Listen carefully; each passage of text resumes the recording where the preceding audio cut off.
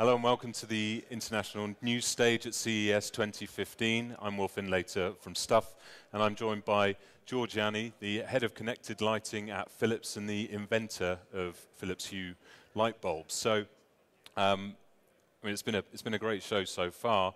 What are Philips Hue showing off at CES 2015? So we have a suite where we're showing all of the latest in connected lighting, all of the new ways in which you can interact with lighting inside your home. Some of the new stuff that we're showing is a partnership that we're continuing with the Sci-Fi Channel, where we're actually building lighting soundtracks for movies and TV series, where you can actually immerse your entire room in the experience of what's going on screen. We're also showing some integrations we've done with Nest, where we're really enabling people to keep their home safe by having the away state of the Nest thermostat trigger a burglar deterrent mode where the lights simulate your presence, but also react to the smoke alarm so that it gives you a dimmed red light which helps you navigate in case there's smoke in your house in case of an emergency. Lots of other new stuff as well, where we're showing new ways where you could interact with lighting from smartwatches, from our apps. We're showing the new platform extensions where sensors are being enabled in the system. So whole new ways of controlling lights inside your home. Okay, very exciting. The light tracks, is that what you're calling them? Something like that for so how does that work? What sort of experience will that create? So with the Sci-Fi guys, what we've actually done is we're working with the directors of the movies to actually create ambient lighting environments for the different scenes in the movie, as well as special lighting sequences at different parts to really bring out a special moment in the movie. So we're doing it now. We did it for Sharknado earlier in the year. So every time someone's head was bitten off by a shark, the room went red. Whenever thunder struck, the lights were flashing. Now we're doing it with a new TV series called 12 Monkeys, so based on the Bruce Willis action movie. And in there's all kinds of places where there's time travel, and they have special lighting effects to kind of make it feel like the room is shaking and you're moving through time, as well as having this ambient lighting to bring you into the scenery they have inside the movie. Wow, that's great. So if you're bathing a room in a particular color, does that room have to be a particular color to start with? Do you need a white room for this to work really well, or is it quite effective anyway? So what you really notice, especially for this entertainment part, is you don't want to be distracted from what's going on the screen. Actually, you just want the lights in your periphery to be changing subtly so you don't really notice, but it draws you into the action. Right. And because of that, it doesn't actually matter that much, the colors of the walls. The real colors are not that important here. It's much more about the changes and the changes in intensity of the brightness, which make it feel more real what you're watching. So for this case, it doesn't really matter on the color of your room. Of course, you won't have the same colors as on the screen if you have black walls. No. But generally, people have fairly light-colored walls, so it works pretty much everywhere. And is there any specific hardware requirements? I mean, can you watch this on just about any TV, or does this have to be specifically a particular model? So the way the Sci-Fi technology works is you actually have an app that runs on your smartphone or tablet, which synchronizes towards the movie using the audio track. So it listens to the audio, and like that, it synchronizes towards what's happening in the movie, and it pulls the lighting effects that we've created down from the cloud, and then pushes them straight out to the lights. So it will work with any TV if you're watching it on your laptop or your smartphone, as long as you have this app running and you have Hue connected lights in the room to drive. And do you think that this is the sort of thing that's going to push Hue to a new audience? Is something that a home cinema aficionado who might not previously have had much of an interest in connected lighting might go, okay, now that's cool, I need one of these now? I mean, I think this is a great example of an extra way in which you can use lighting for something that you've never normally thought of using lighting for. And it's not just a product for doing this. Mm-hmm. It's normal lighting inside your home, which can also do this. So it's not an extra bit of AV equipment that you have to clutter up your living room. It's just a normal lighting inside your home that you can retrofit. And just when you happen to be watching a movie that's enabled with this, mm-hmm. you now get this immersive experience as well. I've seen a few of these movies now, and I must say, for me, it's really immersive. Having the lights change and bring you into the movie, I find it more immersive than surround sound. So I think it really has potential to be one of the driving use cases for connected lighting in the home.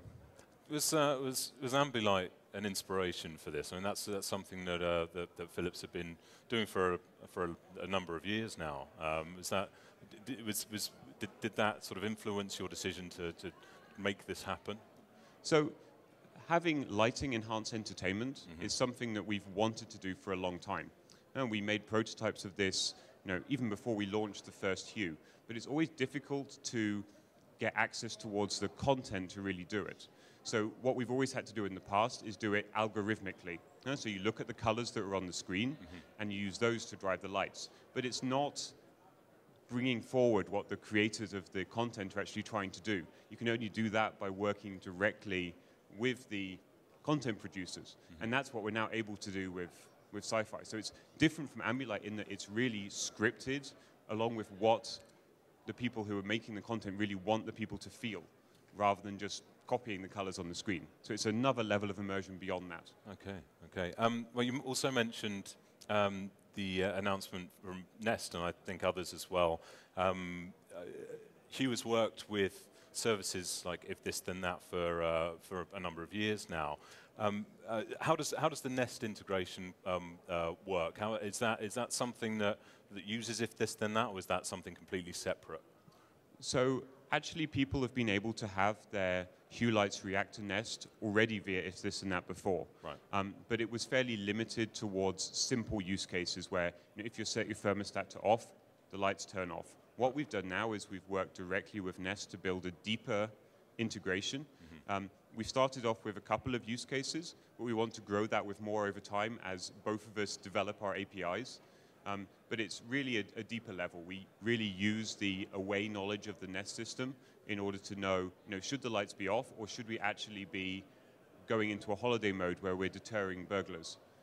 So it's a deeper level of integration which makes it both faster, but also enables us to have more functionality and do new things going forward. So I expect more stuff to come from this relationship going forward. So, and with this this integration with If This Then That, I guess that's been going for a number of years now, presumably. Is there any particular recipes that you've seen that you think, that's super cool? Who came up with that idea? It's brilliant. So I think one of the ones which surprises me the most, I never thought of doing it when we first did the partnership with Is This Then That, is the number of people who have linked the Hue lights towards their favorite sports teams. So when their favorite sports teams scores a goal, touchdown, a hoop, the lights react towards that. And there's a huge number of people who are actually following how well their sports teams are doing by having the lights react to that and give them this little notification, yes, my team's doing well again. I think that's pretty cool. I think the most used recipe on IFT is one related to the weather. And if you actually talk to people who are using this, it's amazing how they work this technology into their lives. So what they've actually done is they have a light bulb in their porch, so before they leave the house. And if that light bulb is blue when they're leaving, they know they have to bring an umbrella to work today because it's going to rain. And if it's yellow, they know they can just bring their sun hat. And I think these little things where it's not really getting in the way of how you're living your life, but it's just giving you this subtle notification with light, I think is a great example, and there's many other ones like that on IFT. So works with IFT, works with Nest. Are there any other connected home devices that you'd like to see Philips Hue light bulbs sort of working directly with? So we're all about creating great lighting experiences. And we think there are lighting experiences which can support other things going on in the smart home. And there are things which really enable us to do a better job of creating these great lighting experiences. One of the things which I'm surprised we haven't seen a lot of yet is actually connected window blinds and curtains. I mean, that would be a very natural thing for us to integrate with to really control the total ambience inside the home, but no one's really taken that up yet. And it's not something that as Philips we're going to do ourselves because it's all about the interior decoration and the fabrics. You need all of these different varieties of curtains to make it happen. But I would love to build an integration there so we can really totally control the feel of a room. Well, that sort of integration for a long time has been really the preserve of custom installations of really high-end, I guess only available to the rich, really. Do you think that this is that Hue and other connected home products now are bringing that kind of technology to a wider audience? I think that's what everyone's trying to do. They're really trying to make these products easy enough, fun enough, and price-wise accessible enough that normal people can have them in their home. And a big change that's happened is it always used to be that smart homes, you built a house and you decided, I want to make this house smart. And you pay an extra $50,000 or whatever crazy money it is, and then you have a smart home. And then it stays like that forever. You never change it. Now what's happening is we're selling products which you can add to your home piece by piece. So you build up your smart home in steps. And also the products that you buy, they're all upgradable and they're all interconnectable. So you buy these products inside your home and they do more the longer they have as software updates are rolled out. When we first launched Hue, it was very simple. It was an app where you could change the colors of your light bulbs and it was one light bulb. But all the things that we've added since then, they've been available to the people who bought Hue on day one, 2 and a bit years ago. And I think that's a real phase change. Building your smart home step by step and everything just getting better over time through software updates. Yeah, that's interesting that, that you can upgrade a home in the same way that you might upgrade a smartphone, for example. Obviously, there's been quite a lot of controversy over the security implications of putting a load of new connected devices into your home that you can control remotely from anywhere in the world. What specifically are Philips doing to ensure that if someone has some Philips Hue light bulbs in their home, they're not going to be hacked by someone across the globe who decides to make your lights a funny color? So I think there's a lot more devices which are controllable. I think a light bulb is maybe not the most scary of them. I mean, there are door locks out there and boiler systems which you can overload. But still, we take security very seriously. And I think one of the things that we've done, which I think is good, is we give the consumers the choice if anything leaves the home or not.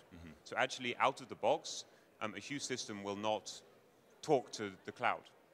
Everything stays inside the home. We have this bridge in the home that coordinates everything. Right. And it's a choice for the consumer if they want to actually connect this up to the cloud so that they can control it from outside of home or link it to data services from the internet. So we try and give consumers the choice. We also put a lot of security measures in place to make sure that the system is very hard to hack. We employ white hat hackers to try and hack into the system and fix all the things they find. We use industry standard encryption and authentication technologies. So we do everything we can, but we also give consumers this choice just in case they don't want their home to actually be connected to the internet. Our product still works locally. Right, okay. And actually opening it up to a service like If This Then That and with Nest, do you have to work then very closely with those partners to make sure that their security is just as tight as yours? So the approach we take there, we do work closely and we do vet their security methods, but in the end, they're responsible for their own security, and we can't take responsibility for that. So what we do is we make it very transparent towards our consumers what internet services are using their system, and they have the ability at any time to just revoke that access. So if something as weird is going on, they can see which service was causing that and just revoke the access to it. Right. So the Hue consumers have full control. And while we do work with the partners to make sure they are also doing the right things, we can't fully control that. So the best we can do is give consumers the ability to control what has access. Do you, generally, there's a lot of buzz around the Internet of Things, around connected home. Do you think there's a genuine consumer demand, enough of a consumer demand for this to become a mainstream thing in the same way that a smartphone is? Not necessarily just Philips Hue bulbs, but as a trend in general? So I think there are a lot of connected home products out there where all they've done is taken an existing product and made it smartphone controllable. Yeah. I think after the buzz dies down, a lot of those will realize, why did we do this? What's really the added value that we're creating? I think that said, there are some products which have sufficiently strong use cases, new things that are possible, which will give them longevity. I think I'm blessed to be working in the lighting industry because I think it's one of the most fun and interactive and capable things which can become connected in the home. It can really do something different than it did before. And I think some of the other players which are doing well, smart locks, smart thermostats, they also have sufficiently strong use cases to continue. Other products, I think, are a bit more questionable, and we'll have to see whether consumers really want this rather when the buzz dies down. Sure. And whether it really makes sense to actually make every single thing in your home connected for a mass market. Maybe not. Maybe you just want a few use cases that you really care about inside your home. Yeah. And we hope lighting will be one of them. So is there anything specific you've seen you just go, you might not want to go into too much detail, I don't see a use for that in my life. I don't see a way in which that's going to improve my day-to-day existence. Any particular sort of device or a number of devices? So I think it's not so much that there are devices which are without value. I think it's much more that the way that they're being talked about and they're being presented to consumers is not highlighting that value properly. So a lot of the products that are coming out there, especially if you look at the kind of the whole home automation solutions that are out there, it's really just about, here are all of the devices, you can control them now. Yeah? There's no talk about why you would want to do that. Sure. And that's really the key thing. I can't think of a specific device which I think has no merit. I think it's much more that we, as an industry playing in this connected home, need to talk a lot more about these kind of value-based use cases, what a consumer really gets out of it, and not just about, oh, look, I've made such and such a product connected as well. You can control it from your smartphone now. Yeah, there is a temptation just to bolt a chip onto anything, isn't there? And I fully agree. So what can we expect next from Hue? So what we're really trying to be with Hue is not the center of the smart home. We're trying to be the lighting expert. So what we're really trying to do is find the great use cases you could do in a connected home and see how lighting could improve those. That's what we've done with entertainment. I think there are many other areas where we want to do that as well. I think security is a great one where we want to do a better job of how can lighting support a security system inside your home. I think that's a great one which we haven't really tapped into fully yet. I think next to that, we want to make it as easy as possible for consumers to have their lighting do the right thing inside their home. So the announcement that we're bringing sensor support towards Hue. I expect there to be a lot more capabilities to actually make your home, in some sense, you don't have to interact directly with it. It just responds to you. Already today, a lot of our power users, they never touch a light switch or an app. They've just set up their schedules exactly the way they want them, and together with geofencing, it just works. And now if you add sensors into that mix as well, you can do some really amazing things and actually just have your home react towards you.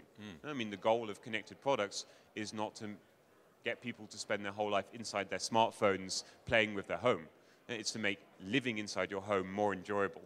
And I think there's quite some steps that we can make there to make it easier and less frictionful to just interact with your home. So I think these are the things we'll be doing more and more of. So you mentioned the sensors, and so a device, the machine-to-machine communication, allowing your home to do the things that you want it to without you telling it to, effectively. What sort of sensors are supported by Hue? So what we've built is fairly generic support for sensors inside Hue. We haven't announced any actual physical sensors yet. Okay. That will come. But I think for lighting, the things which make the most sense are presence detection. I mean, an obvious one, you walk into a room and the lights go to a certain setting. Even better, you can actually make use of information the system has. So you can go to a different setting in the middle of the night than in the day. So one of the things that we've set up is you have a presence sensor in your bathroom. You walk in during normal hours and you get bright light to help you shave or do your makeup. You walk in the middle of the night, you get a very dimmed red light, which doesn't interfere with your sleep rhythm, so you can see, but you don't wake up. So there's really cool things you can do there. I think another sensor which makes a lot of sense is a door window sensor, so you can tell when the door is open or closed. Makes a lot of sense for areas of your house which you don't often go into, or just as a trigger to say, okay, now I'm home. Yeah. So I think these are the ones which make the most sense for lighting. We'll explore which other ones are out there and have strong lighting use cases. It's not our goal to sense lots of things inside the home. It's to enable, as easy as possible, lighting use cases. And I think those are the ones which make the most sense. Maybe there are a few more that we find out. I'll go walk the show floor afterwards and see if I can find some. Well, thank you very much for that. That was very interesting. Thank you, George. You're welcome. It's George Yianni, Philips. And join us again in about 15 minutes' time for our next Tech Talk. Thank you.